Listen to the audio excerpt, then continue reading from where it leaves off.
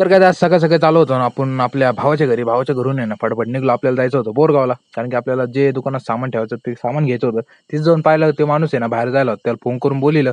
त्याच्या इथून आहे ना सामान घेतलं. सामान घेतल्यानंतर आपल्याला जायचं होतं भावाला कपडे शिवायचे होते. तर मग टेलरकडे फटाफट टेलरकडे माप दिलं.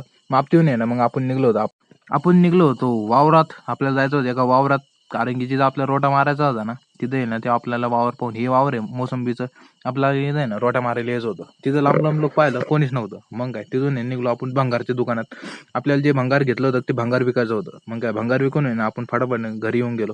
घरी येताना मस्तपैकी चहा पिली. चहा पिल्यानंतर फटाफट घरी आलो. बाहेर पाहिलं तर आहे ना मारणाचं ऊन पडेल होतं. फटाफट आहे ना म्हणलं थोड्या वेळ झोपू. मग काय थोड्या वेळ पडलोच होतो. लगेच भावाचा फोन आला की आपल्याला आहे ना थोडं बाहेर जायचं म्हणून. मग काय अर्धवट झोप करूनच आहे ना आपण उठलो होतो. उठलो आणि त्याच्यासोबत आहे ना बाहेर येऊन गेलो. मग काय फटाफट रस्त्याने ना एक पाण्याची बॉटल घेतली तोंड धुवायला. तोंड घेऊन धुवून आहे ना आपलं काम करून आहे ना आपण वापस